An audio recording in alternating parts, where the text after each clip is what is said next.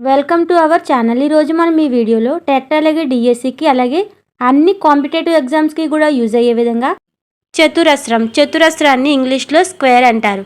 ఇప్పుడు మనం చతురస్రానికి ఉన్న ఫార్ములాస్ అన్నీ తెలుసుకుందాం. ముందుగా స్క్వేర్ని డ్రా చేయండి. ఈ చతురస్రానికి ABCD అని నేమ్స్ ఇవ్వండి. మనకి ఈ చతురస్రంలో అన్ని భుజాలు కూడా సమానంగా ఉంటాయి. కావాలంటే అబ్జర్వ్ చేయండి. All 4 sides are equal. All 4 sides of the square are congruent or equal to each other.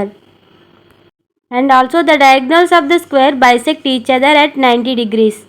మనకి ఇందులో కూడా కర్ణాలు అనేవి ఖండించుకుంటాయి, అలాగే ఆపోజిట్ సైడ్స్ ఈక్వల్గా ఉంటాయి. మనకి దీర్ఘచతురస్రంలో అయితే అన్ని సైడ్స్ ఈక్వల్గా ఉండవు, కేవలం ఆపోజిట్ సైడ్స్ మాత్రమే ఈక్వల్గా ఉంటాయి. ఇందులో ఆపోజిట్ సైడ్స్ ఈక్వల్గా ఉంటాయి, అలాగే అన్ని సైడ్స్ కూడా ఈక్వల్గా ఉంటాయి.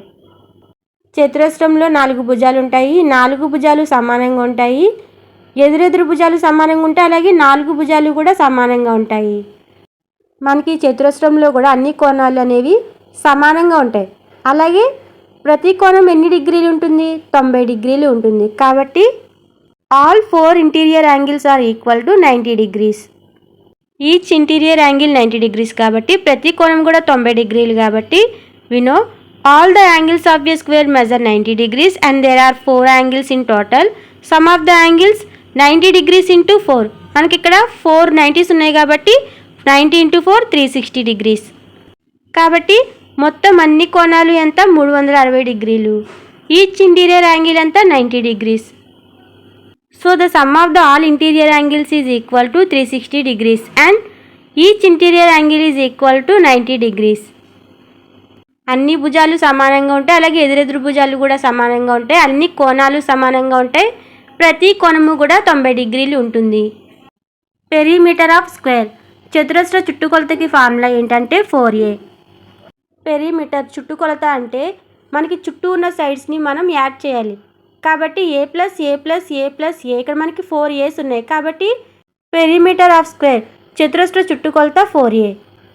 చతురస్ర వైశాల్యం ఏరియా ఆఫ్ స్క్వేర్కి ఫార్ములా ఏంటంటే a². ఏరియా వైశాల్యం అంటే side length into side length. మనకి దీర్ఘ చతురస్రం రెక్టాంగిల్లో అయితే ఒక సైడ్ లెంత్ ఉంటుంది, ఇంకొక సైడ్ లెంత్ బ్రెత్ ఉంటుంది. కాబట్టి L × B. కానీ ఇక్కడ అన్ని సైడ్స్ కూడా ఈక్వల్ కాబట్టి బోత్ సైడ్స్ కూడా ఏనే కాబట్టి a². ఇలా ఈజీగా గుర్తుపెట్టుకోండి. చతురస్ర కర్ణం డయాగ్నల్కి ఫార్ములా ఏంటంటే D = √2 × a. హియర్ a అంటే భుజం. ఈ ఫార్ములా మర్చిపోతే ఈజీగా ఎలా గుర్తుపెట్టుకోవచ్చు అంటే మనకి కర్ణము స్క్వేర్ భుజము స్క్వేర్ + భుజము స్క్వేర్ అని మనకి తెలుసు. కర్ణము స్క్వేర్ అంటే D². మనకి చతురస్రంలో 2 భుజాలు కూడా ఏనే కాబట్టి a² + a². D² = a² + a². D = a² + a² అంటే a² + a² 2a². కాబట్టి D = √2a². 2కి ఉంటుంది, అలాగే aకి కూడా ఉంటుంది. కాబట్టి √2 × √a². ఈ స్క్వేర్ అలాగే రూట్ క్యాన్సిల్ అయిపోతే D √2 × a మిగులుతుంది. కాబట్టి D √2 × a. ఇలా ఫార్ములా గుర్తుకు రానప్పుడు మీ మైండ్లో అనుకోండి, కర్ణము స్క్వేర్ భుజము స్క్వేర్ + భుజము స్క్వేర్. మనకి ఈ నియమం తెలుసు. ఇక్కడ కర్ణం అంటే D². ఇక్కడ మనకి చతురస్రంలో 2 కూడా ఏలే కాబట్టి a² + a². దాన్ని సాల్వ్ చేస్తే మనకి D √2 × a. కాబట్టి చతురస్ర కర్ణానికి ఫార్ములా ఏంటంటే √2 × a. మనకి చతురస్ర కర్ణం డయాగ్నల్కి ఫార్ములా D √2 × a అని గుర్తుంటే మనకి భుజానికి ఫార్ములా కూడా మనకి తెలిసినట్టే. ఎలా అంటే మనకి భుజం ఫార్ములా తెలియాలి అంటే మనకి D √2 × a అని తెలుసు. మనకి a కావాలి కాబట్టి ఏని యువతల వైపే ఉంచి √2ని కోతల వైపుకి తీసుకెళ్తే D/√2 అవుతుంది. కాబట్టి a భుజము D/√2. కాబట్టి భుజానికి ఫార్ములా ఏంటంటే a D/√2. మనం చతురస్రానికి ఫార్ములాస్ అన్నీ ఒకసారి చూస్తే చతురస్ర చుట్టుకొలత పెరిమీటర్కి ఫార్ములా ఏంటంటే 4a. చతురస్ర వైశాల్యానికి ఫార్ములా ఏంటంటే ఏరియా ఆఫ్ స్క్వేర్కి ఫార్ములా ఏంటంటే a². చతురస్ర కర్ణం డయాగ్నల్కి ఫార్ములా ఏంటంటే √2 × a. చతురస్ర భుజానికి ఫార్ములా ఏంటంటే a D/√2. అంటే మనల్ని ప్రశ్నలో కర్ణం ఇచ్చి భుజం అడిగినప్పుడు ఫార్ములా a D/√2. మనకి చతురస్ర వైశాల్యానికి ఫార్ములా తెలుసు a². మనకి ప్రశ్నలో భుజం ఏ ఇచ్చేసి వైశాల్యం అడిగితే ఫార్ములా ఏ స్క్వేర్. అయితే మనల్ని ప్రశ్నలో కర్ణం ఇచ్చి వైశాల్యం అడిగినప్పుడు ఫార్ములా ఏంటంటే A is equal to D square by 2.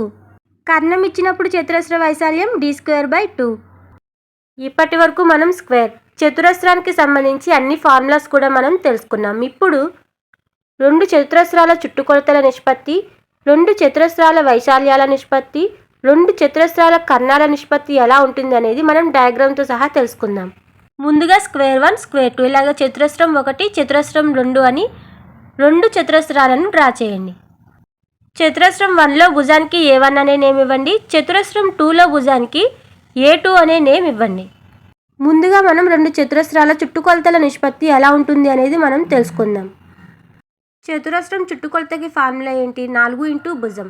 మనకి చతురస్రం 1లో భుజం ఏంటి? A1. కాబట్టి మొదటి చతురస్రం యొక్క చుట్టుకొలత ఏమవుతుంది? 4A1.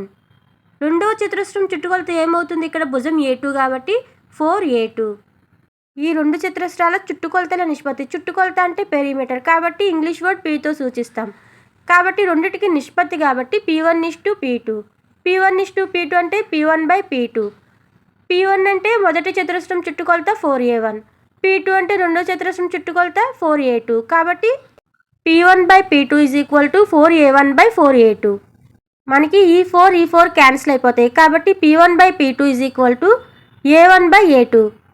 దీన్ని మనం ఎలా రాయొచ్చు? P1:P2 is equal to A1:A2. ఈ ప్రశ్న చూడండి. 2 చతురస్రాల భుజాల నిష్పత్తి 3:5 అయినా వాటి చుట్టుకొలతల నిష్పత్తి ఎంత? కాబట్టి 2 చతురస్రాల భుజాల నిష్పత్తి 3:5 అయినా వాటి చుట్టుకొలతల నిష్పత్తి కూడా సేమ్ 3:5 అవుతుంది. కాబట్టి option 2 is correct. P1:P2 is equal to A1:A2. ఇప్పుడు 2 చతురస్రాల కర్ణాల నిష్పత్తి, డయాగ్నల్స్ రేషియో ఎలా ఉంటుంది అనేది మనం తెలుసుకుందాం.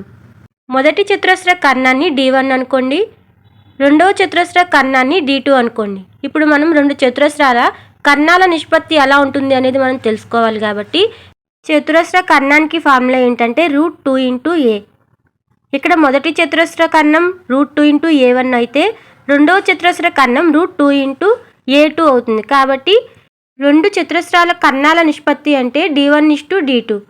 D1:D2ని ఎలా రాసుకోవచ్చు? D1/D2గా రాసుకోవచ్చు. కాబట్టి మనకి మొదటి చతురస్ర కర్ణం √2 ఇంటూ A1 అయితే రెండో చతురస్ర కర్ణం √2 ఇంటూ A2. కాబట్టి D1/D2 is equal to √2 into A1/√2 into A2. ఈ √2 క్యాన్సిల్ అయిపోతే మనకి D1:D2 is equal to A1:A2 మిగులుతుంది. కాబట్టి ఇంకొక ప్రశ్న చూడండి. 2 చతురస్రాల భుజాల నిష్పత్తి 3:5 అయినా వాటి కర్ణాల నిష్పత్తి అని అడిగారు. కర్ణాల నిష్పత్తి కూడా సేమ్ 3:5. కాబట్టి ఆప్షన్ 3 ఈజ్ కరెక్ట్. ఇప్పుడు 2 చతురస్రాల వైశాల్యాల నిష్పత్తి ఎలా ఉంటుంది అనేది మనం తెలుసుకుందాం. వైశాల్యాన్ని ఏతో సూచిస్తాం కాబట్టి A1:A2. నిష్పత్తి కాబట్టి A1:A2. A1/A2గా రాసుకోవచ్చు. కాబట్టి చతురస్ర వైశాల్యానికి ఫార్ములా ఏంటి? A². ఇక్కడ మనకి 2 చతురస్రాల వైశాల్యాల నిష్పత్తి కనుక్కోవాలి కాబట్టి మొదటి చతురస్ర వైశాల్యం A1² అయితే రెండవ చతురస్ర వైశాల్యం A2² అవుతుంది. కాబట్టి A1:A2 is equal to A1² A2².